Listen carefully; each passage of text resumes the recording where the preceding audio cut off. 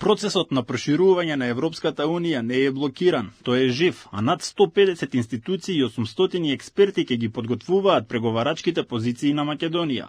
Првиот човек задолжен за преговарање со ЕУ, Муртезани, на отчетот за сработеното една година влада, порача дека државата покажала подготвеност за преговори со Европската Унија и уште еднаш посочи дека Македонија не се плаши од никакви барања, туку истите да не станат билатерални и да се претворат во блокади. Едно можам сигурно да кажам, дека све што води во насока на диалог, кој што ќе значи предвидливост на процесот на преговори, за нас е добродојдено. И премиерот лично, и владата во неколку наврати сме изразиле подготвеност да го почнеме тој процес на диалог кој што ќе води до откочување на процесот. Ние како влада не се плашиме од никакви барања, не само од Бугарија, туку ни од сите останати европски земји, меѓутоа тие нови барања да не бидат билатерални и да не се претварат во блокади.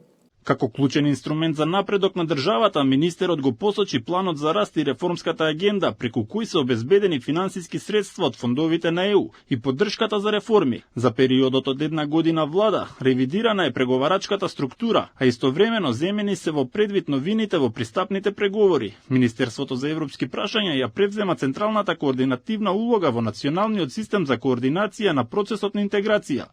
Европските средства според Муртезани не се под закана. Не се под закана европските средства. Европските средства ќе бидат под закана ако ние во дополнителниот рок од 12 месеци не ги успешно завршуваме овие реформи.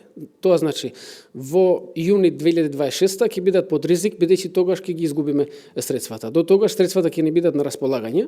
Во моментов се координира ревидирањето на инвестицијските проекти во рамки на инструментот за реформи и раст, со листа од 19 проекти во вредност од 1,1 милијарда евра. Се подготвува и Академија за Европската Унија. Муртезани е дециден. Реформската агенда е заштитена од секакви злоупотреби и корупција.